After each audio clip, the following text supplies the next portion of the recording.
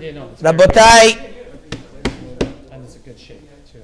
I wanted to discuss today a very interesting topic regarding kriot v'ishtachavayot on Yom Kippur. There's one time a year, and by other communities, it's many times. It's other times at Rosh Hashanah as well. But by the Moroccans, by the Moroccans, there's one time a year where we totally prostrate ourselves, and that is during Seder Avodah, when the Shaliach Tzibur says, "Ve'akohanim ve'ha'am omdim ba'avazara kishayu shomim shema mefurash." When they would hear the ineffable name, they would prostrate themselves totally. Correct? And prostrating oneself totally is something that is a Jewish concept, because that's what they would do in the Bet HaMikdash. The Rambam writes that every day by Nefilat Apayim, that's how somebody does Nefilat Apayim, which is why he says our minhag in our synagogues is that we have carpets. Not to do it directly on the floor, which is another subject that I'm not going to discuss today. I wanted to discuss today the actual hishtachavaya, and a very interesting custom that we found in Morocco in this regard. So it's written, "Ve'hakohanim ve'ha'am hayu korim umishtachavim." Correct? Now, the source to this is already from the Ra'avia, one of the Rishonim, who writes that since it's written in Masechet Sofrim that Rav Nehunya ben Akaneh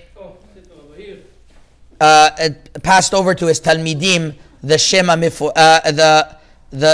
Meforash, he commanded them to bow totally on the floor. And says the Ra'avya, one of the Rishonim, Ken anachnu osim lezikaron veledugma. This is what we do as a remembrance and an example when we hear the Shem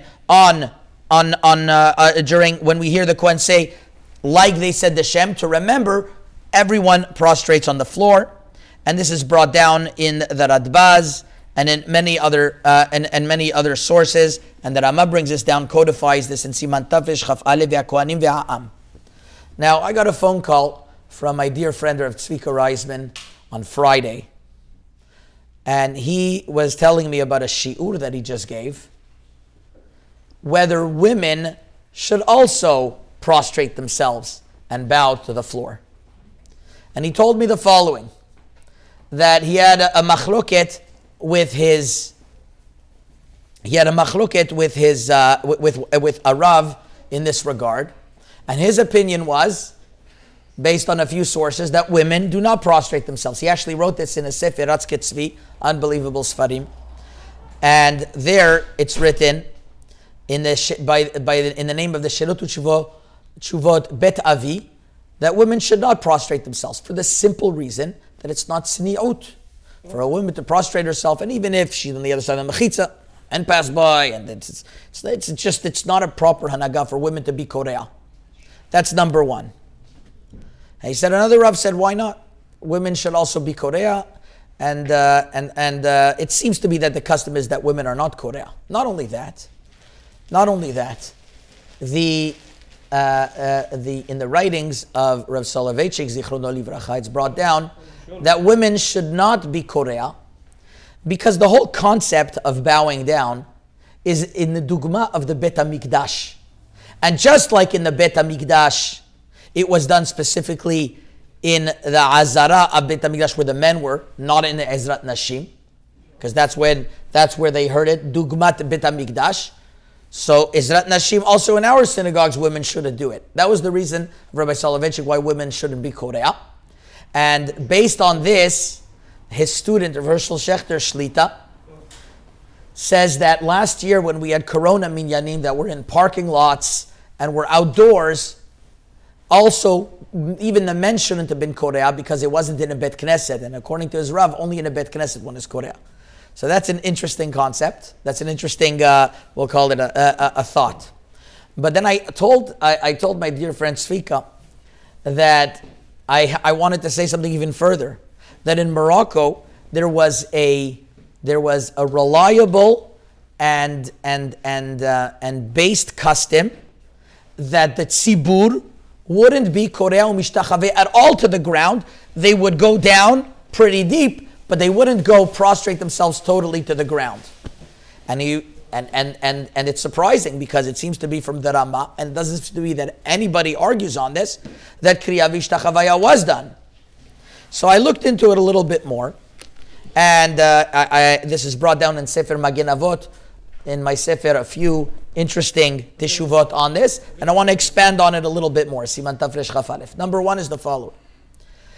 There is one of the great Chachamim from Morocco. His name was Rav Khalifa ibn Malka. And he was from the city of Agadir. He's buried in Agadir. One of the few Chachamim from Agadir. Rav Khalifa ibn Malka is quoted by the Chida. The Chida held of him in high esteem. So we're talking about an early Kadmon. And he writes in the Sefer Kaf Naki that this Hishtachavaya is not brought down in Bet Yosef, he writes, although the Bet Yosef does mention it, but he says that we found that the Rivash is not so into this Kriyot Vishtachavayot, and even though the Rama brings it down, he saw our minhag is that the Tzibur does not Korea u'mishtachave, just like the Rivash didn't seem to be so keen in on it. And this is our minhag, minhag Yisrael Torah. So you see already from the Kaf Naki that he wrote that there's no Kriya v'ishtachavaya.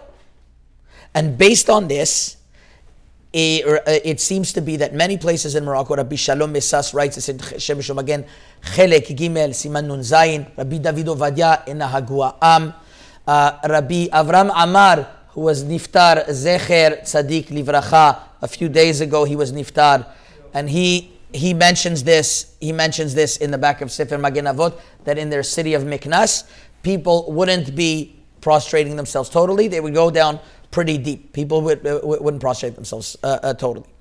Rabbi Meir Atiyah Zichrono Livracha, also in Mishulchan Avotenu, brings that in his city in Rabat, only a few Chachamim, like Rabbi Yosef el-Maliach, they would bow down. Most Chachamim would not bow. Most people would not bow down, and it would look weird if people would bow down.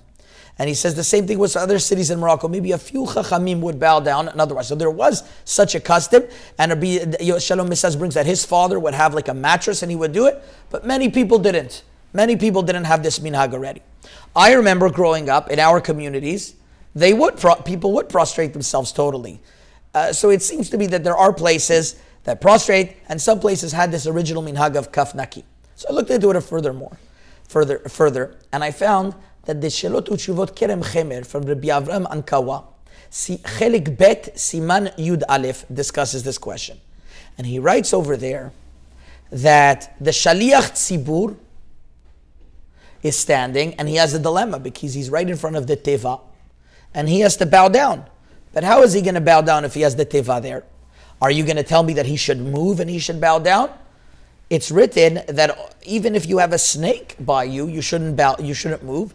And what it means is that unless it's a huge distraction, a huge tzorech, you shouldn't move. Shaliach Tzibur shouldn't move from his place. So some Shaliach Tzibur, they have the Teva far away. Over here, what we do is that we have one piece of the bima that we move and we bring it down, but he's still moving. So Rabbi Avram Ankawa says he doesn't understand why that should be. And in his opinion, that Tzibur should be bowing down, but not the Shaliach Tzibur. Why? Because the Shaliach Tzibur is in place of the Kohen Gadol, and the Kohen Gadol, he said the Shema Meforash, and everybody else bowed down. So over here as well, the Shaliach Tzibur should be the one who's saying it, and he shouldn't bow, and everybody else should. And he brings from this She'elot Uchuvot HaRivash that seems to say this as well, that the Shaliach Tzibur shouldn't bow down. And then he asks a question on Rav Khalifa ibn Malka. He says, and that the Kaf Naki brings from the Rivash that the Tzibur shouldn't be bowing down is not accurate. Because the Rivash was only talking about the Shaliach Tzibur not bowing down. And there's a reason, because the Shaliach Tzibur is Dumya de Kohen Gadol, and the Kohen Gadol himself was saying the Shem, and he wasn't bowing.